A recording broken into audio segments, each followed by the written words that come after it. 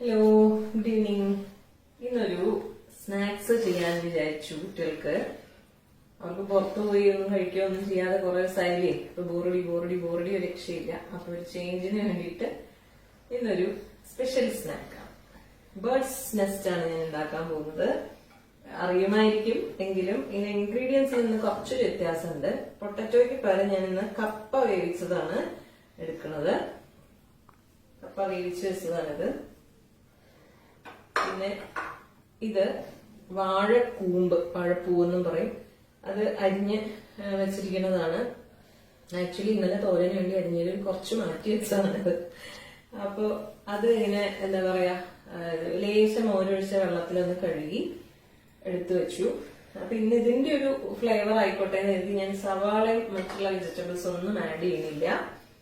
പിന്നെ ഈ ഇലകളാണ്, കറിവേപ്പിലയും മല്ലിയിലയും. പിന്നെ ഇഞ്ചിയും പച്ചമുളകും അതുമാതിരി കുട്ടികൾക്ക് അതിങ്ങനെ കടിക്കണത് ഇഷ്ടമല്ല. അപ്പൊ അതുകൊണ്ട് അത് ഒഴിവാക്കി. ഇനി ഇത് ഒന്ന് മിക്സ് ചെയ്യണം. അപ്പൊ ഈ കപ്പ ഒന്ന് ഉടയ്ക്കണം.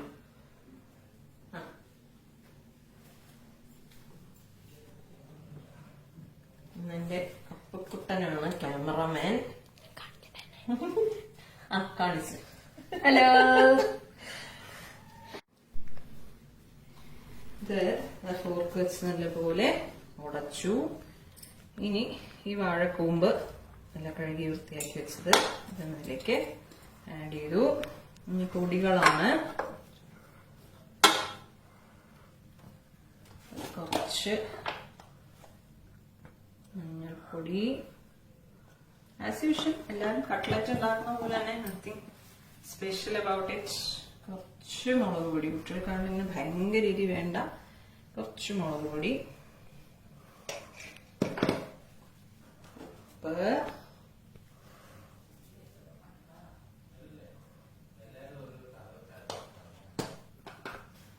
കുറച്ച് ജീരകപ്പൊടി, ലേശം, ഒരുപാടില്ല, കുറച്ച് ജീരകപ്പൊടി.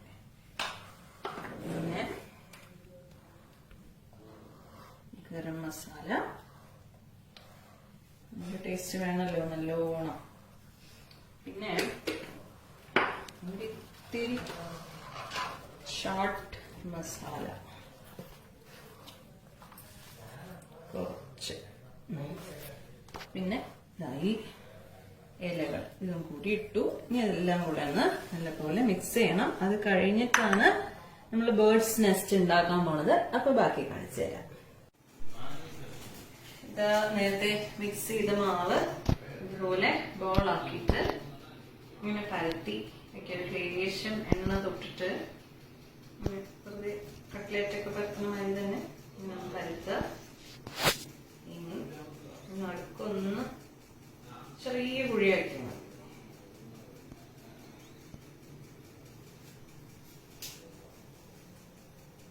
മുഴുവൻ പരത്തിയിട്ട് ബാക്കി കാണിക്കും.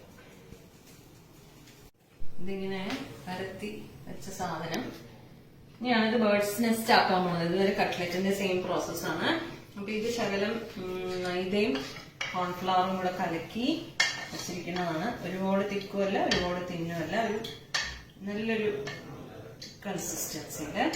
ഇത് വറുത്ത സേമിയ,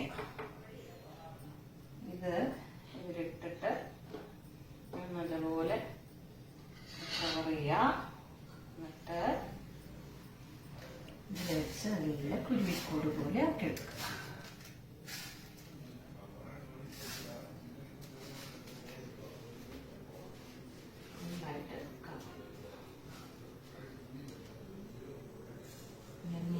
ആക്കിയിട്ട് നമുക്ക് ഇത് ഇങ്ങനെ ആ മാവില് മുക്കി സേമിയയില് പരത്തി ഇങ്ങനെ ആക്കി വെച്ചിട്ടുണ്ട്.